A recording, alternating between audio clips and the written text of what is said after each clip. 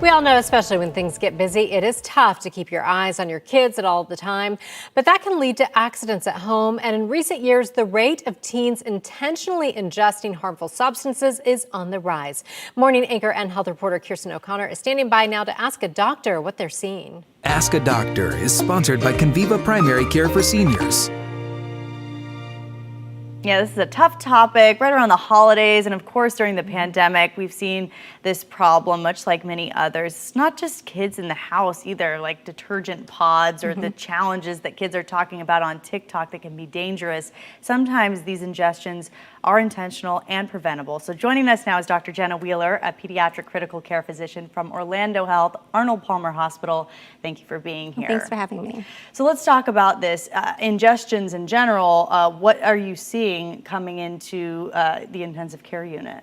I think it's a really important topic to talk about because a lot of people don't think about it. And you know what I've noticed as I've been doing this for a few years now is it seems like it's getting younger and younger. And I think people have kind of a false sense of security that, you know, my child's not at the age where that's something I have to think about or consider, but we're starting to see, you know, that trend from not just being the high school age group, but being down to the middle school, and it being really important to have that awareness and to know what medications and things are around your home. I know as a parent who has a baby, you think about the little choking hazards. So you have been talking about some younger children accidentally ingesting certain things. What are some of those examples?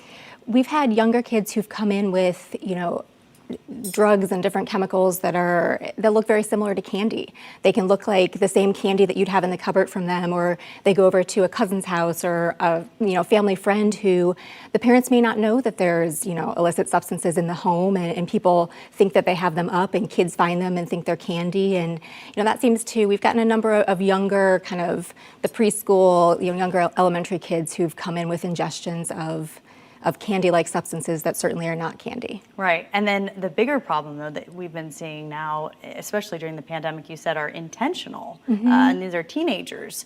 And you said it's important to think about things that are right in your medicine cabinet. I think that's the thing that a lot of people don't realize.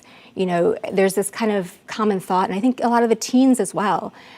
Most of these teens don't really want to have a fatal outcome, but they need help. This is their cry for help, and some of them don't realize the damage that they can do from something that you can buy at a drugstore. And so they get this kind of false sense of, well, I can do this, I can get the help that I need, but in the end, they can do some real permanent damage, and obviously the risk of death is there too. And of course, we've seen the mental health crisis really take shape in this country during the pandemic.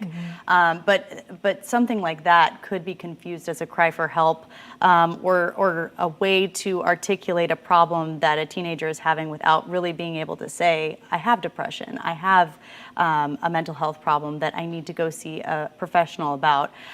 When you're talking to these kids after they've had an episode like this, what are some of the things that they're really needing? A lot of it is support. They need to feel like they have a place to go. And like you said, they need someone to validate how they're feeling. Even as an adult, it's sometimes hard to identify something as anxiety or depression. But for these kids whose bodies are changing, there's so many chemical changes in their body, and they're trying to figure themselves out. And then you put other kids in the mix, and you put bullying, and everyone's trying to look like everybody else. And we all know it was hard to be a teenager. And we know those middle school years, I wouldn't go back to them. But you put all that into this little mind who feels so different already. And like you said, they can't say, oh, if this is depression, I should go talk to someone. Right. Instead, they just have these overwhelming feelings of something has to change. And unfortunately, a lot of them turn to ingestions and to suicide attempts. And it's so sad. And after it happens, I think the biggest thing to reassure these kids is this happened. It was a really poor choice, but we're here now to help you make good choices going forward so that you don't end up back in this situation. Yeah, and it is a tough time to be having these conversations. The holidays, everybody is, trying to have a good time, but not something to overlook right now. Definitely. All right, Dr. Wheeler, thank you for being with us. Thank you so much for having me.